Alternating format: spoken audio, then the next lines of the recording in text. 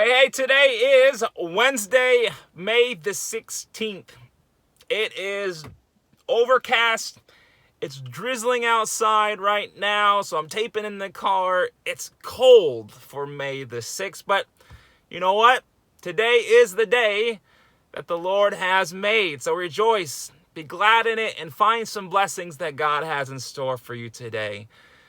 Today I want to ask you, what are you watching on Netflix? On your continue watching list? Because we as Americans have never been watching as much TV as we have the last couple months. Netflix statistics bear this out. They've got more subscribers than ever before.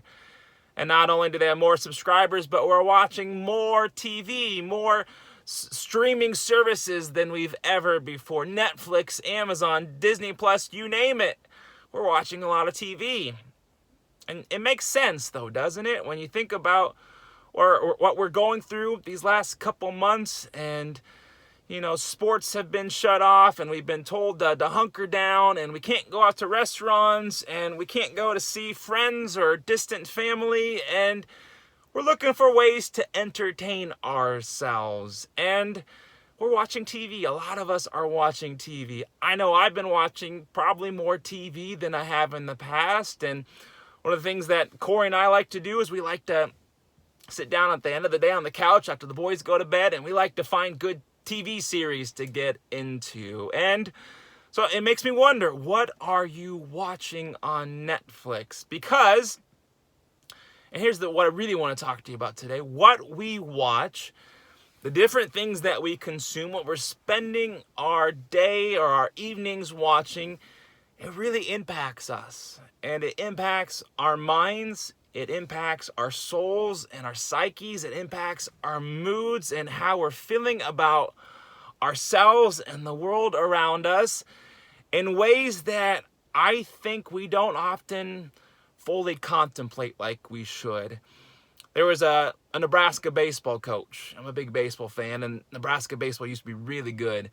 And one of their coaches back when they were really good was a coach by the name of Mike Anderson. And he was the coach when I was, late teenager, I think 17, 18, 19 or something like that. And I was following Nebraska baseball pretty intensely back then. And I remember one statement, one quote, and it's interesting that this is probably the only quote that I remember him making, because it really had me scratching my head at the time. I didn't get what he was really getting at. And Mike Anderson was, I don't know what the question was, but somehow he got into talking about what he watches at the end of the day. And he made a point of saying that he flat out refuses to watch any type of horror movie, any type of scary movie or a scary show.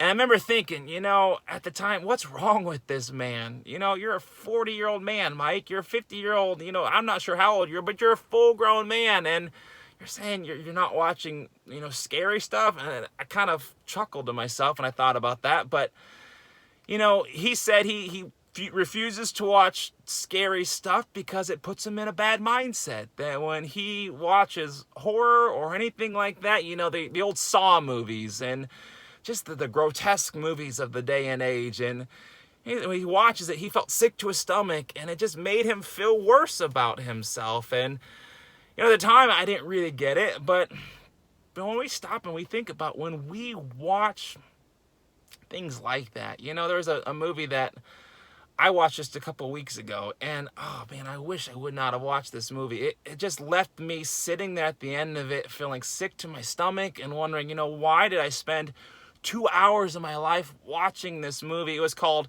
Midsummer, and I think it's on Amazon or something like that. But Corey and I were watching it, and we were watching it because it got good reviews, and it was on one of those lists of, good movies to stream right now. And it was one of those just really, it's hard to explain. It's just a dark horror movie, and it's filled with these weird twists and turns. And about halfway through it, I thought I should just stop watching this. It's making me feel queasy. I really did. And at the end of it, I was sitting there 2 hours after watching the whole thing and just hoping beyond hope that at least they might have a good ending. they don't. Spoiler alert, the whole thing is just bad and it's gross. And I was sitting there 2 hours after spending my whole evening watching this movie, and I just felt sick to my stomach and thinking, I don't ever want to do this again.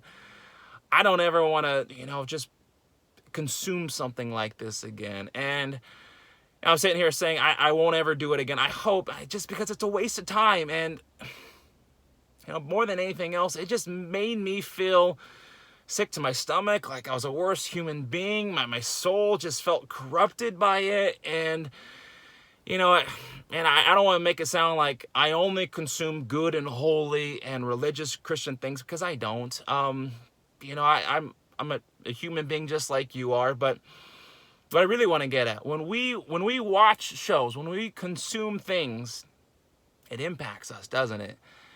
And when we watch things that are uplifting, that make us laugh, that get us feeling good about our lives, and makes us feel better about ourselves, and it can be pleasing to us, and it can, just bring joy into our lives. And the flip side, there's stuff that make us feel completely the opposite. And there's this Bible passage. It comes to us from Romans 12 that really gets at this, that the Apostle Paul is trying to make us understand that what we do, what we consume, what we read, what we watch makes an impact on us. So from Romans 12, I urge you, brothers and sisters, in view of God's mercy, to offer your bodies as a living sacrifice, holy and pleasing to God. This is your true and proper worship.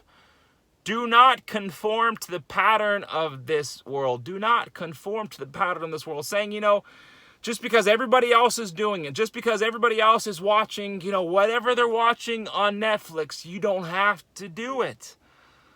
But be transformed by the renewing of your mind. Be transformed by the renewing of your mind. Now, what does that mean? Well, we make choices every day, don't we? And more than ever, we have a lot of choices about what we watch. We have a lot of choices about what we consume, about what we eat, how we live our life, the people that we surround ourselves with, the books that we read, the conversations that we get into, the arguments that we either start or we somehow help resolve. We are called to be different people. We are called to renew our mind. We're called to, when we turn on Netflix and we're looking at what we're watching tonight, and what you are watching tonight makes a difference in your mind and on your soul. And so, child of God, be transformed. Work at this every single day, that who you are, your body, your mind, your soul, make it a living sacrifice, a temple to God the Father. Amen?